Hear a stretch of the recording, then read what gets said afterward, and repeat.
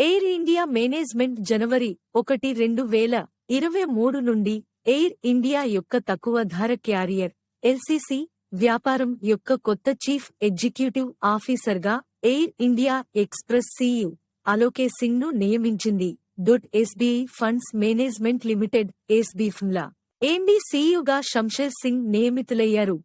సాహిత్య అకాడమీ తన వార్షిక సాహిత్య అకాడమీ అవార్డులను 23 భాషలలో డిసెంబర్ 22, 2022న ప్రకటించింది.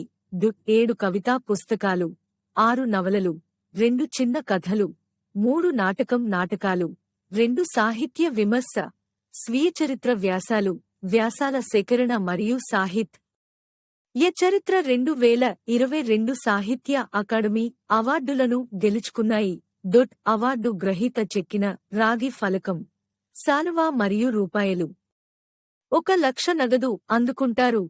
పెట్రోలియం మరియు సహజ వాయువు మంత్రిత్వ శాఖ డిసెంబర్ 23, 2022న న్యూ ఢిల్లీలోని నేషనల్ స్టేడియంలో డాన్స్ టు డీకార్బొనైజ్ అనే సంగీత కార్యక్రమాన్ని నిర్వహించింది. మంత్రిత్వ శాఖ ప్రకారం నృత్యం ద్వారా ఉత్పత్తి చేయబడిన పునరుత్పాదక శక్తిని ఎలక్ట్రిక్ వాహనాలను ఛార్జ్ చేయడానికి ఉపయోగిస్తారు. అస్సాం తన పర్యాటక రంగానికి పరిశ్రమ హోదాను మంజూరు చేసింది.